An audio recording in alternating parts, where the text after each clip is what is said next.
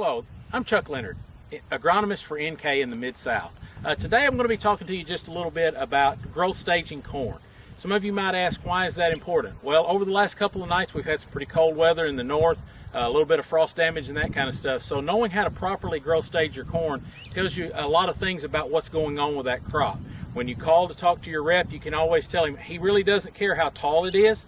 He wants to know what growth stage the plant is. So today I'm going to show you just a few quick ways to tell how to growth stage a product. First thing you want to do when you're starting to growth stage your corn is look for the first true leaf. And there's that little telltale sign of the first true leaf, and you'll notice it's round on the corner. All the rest of the leaves are going to be pointed. This one's a little damaged, but this one's pointed. Look for that round, kind of like the shape of the end of your thumb. That's one. Then we count collars. We don't worry about leaves, we count collars. Here's the collar, is 2. Here's the collar, is 3. Here's a collar, is 4. So this plant is at growth stage 4 or V4. Now you might say, okay, well that's not really important because the growing point's still underneath the ground. It is important because at V3 we're actually starting to determine rows around on the ear. So the number of rows that corn is going to have is starting to show up. Now, if we were to split this plant open and take a microscope, we can actually start to find all the parts of that plant, including the tassels. So anything that happens to this corn plant in its early life is important. The one thing that I do like to tell folks is that we're putting down roots, we're starting to determine ear rows, so therefore we want to make sure we've got all the fertility on this plant that it needs. We don't want to be stressing this plant, even at this early a growth stage. It's not good to stress the plant. Now, we can have a little bit of tissue damage and we won't see any problems or loss of yield. However, if we really start to stress this plant, either for nitrogen or for P or for K, you can start to see yield reductions even at corn this small.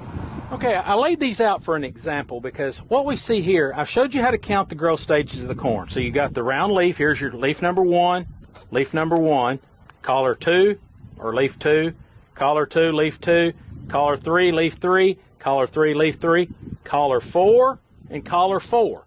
Now you see the dramatic difference in the heights of these plants.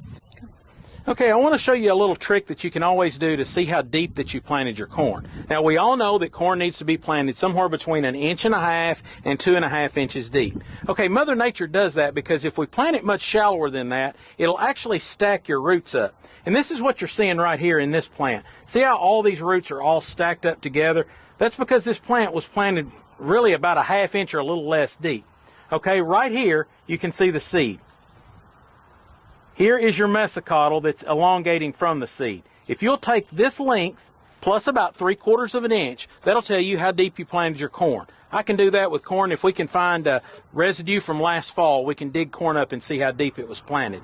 And what this does is it sets this plant up so that it doesn't stack all of its roots on top of the ground. You'll see this quite frequently. See how this plant's already starting to try to put out brace roots? It's putting out brace roots because it didn't have any roots to hold it up. That's where we see a lot of your rootless corn syndrome. When corn is planted too shallow, it stacks its internodes up right at the surface of the ground, and it'll actually come out on top of the ground, and we don't want that. So keep that in mind when you go out here and you start to dig up corn. Look at this length from your seed all the way up to the base of the plant, and add about 3/4 of an inch, and that'll tell you how deep you planted your corn. You can see the difference in the two plants, and that's the main thing that I did this for, is to show you that the importance of growth staging your corn properly, not on size, but on leaf collars, is very important.